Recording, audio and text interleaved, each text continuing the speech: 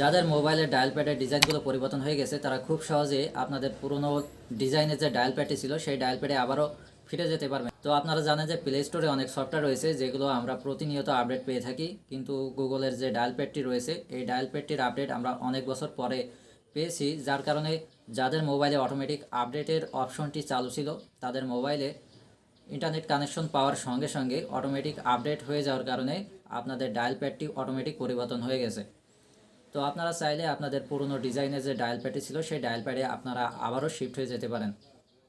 তো কিভাবে আপনারা পুরনো ডায়াল প্যাডে ফিরে যাবেন তা নিয়ে বিস্তারিত আলোচনা করব আজকের এই ভিডিওতে। তো হ্যালো এভরিওয়ান, আসসালামু আলাইকুম। আপনারা দেখছেন tech review sir YouTube channel, আর পুরো ভিডিও জুড়ে সঙ্গে আছি আমি হাসানুর রহমান।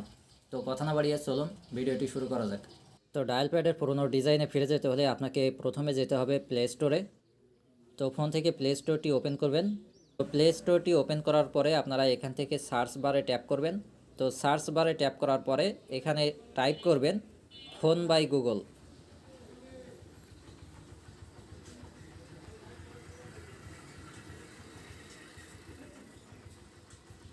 তো ফোন বাই গুগল লিখে টাইপ করার পরে আপনারা এখান থেকে সার্চে ট্যাপ করবেন। তো ফোন বাই গুগল লিখে সার্চ করার পরে আপনাদের সামনে এরকম একটি ইন্টারফেস চলে আসবে। তো আপনারা এখান থেকে ফোন বাই গুগল এটা একটা ট্যাপ করবেন। তো ফোন বাই গুগলে ট্যাপ করার পরে এখান থেকে আনইনস্টলে ক্লিক করবেন।